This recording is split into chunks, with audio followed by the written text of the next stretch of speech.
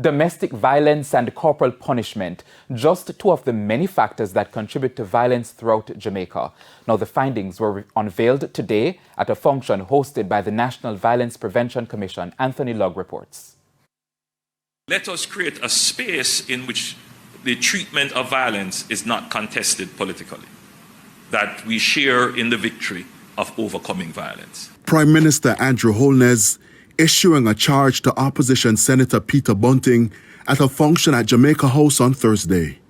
Moments before, the Commission on Violence Prevention revealed its findings. Jamaica continues to grapple with a number of social ills which impact violence in the society. Among them, domestic violence and corporal punishment. By 9 months, we are already seeing that boys are treated different from girls. And so this is another important aspect that we have to address, the gender-based approaches to violence. For decades, successive governments have implemented a number of programs and policies to reduce crime.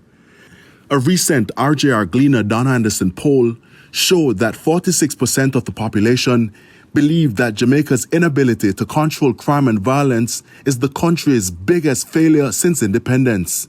To tackle underlying issues, another call for consensus.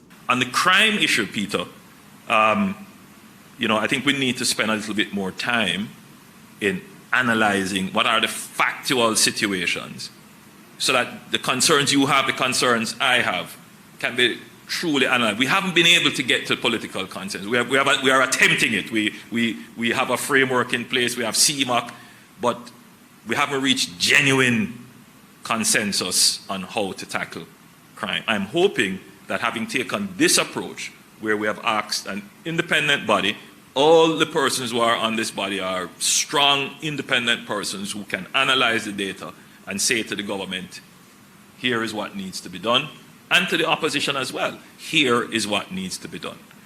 It's left to be seen whether the government will implement the recommendations made by the Commission on Violence Prevention and how effective they'll be. The nation should understand that this is not going to be the flip of a switch. It is going to take time. So we're dealing with this from Colombo set foot on Jamaica to now. It's not just going to happen overnight. But if we have the consensus, if people begin to tune themselves to the new narrative, then we can have a change. Anthony Lugg, TVJ News.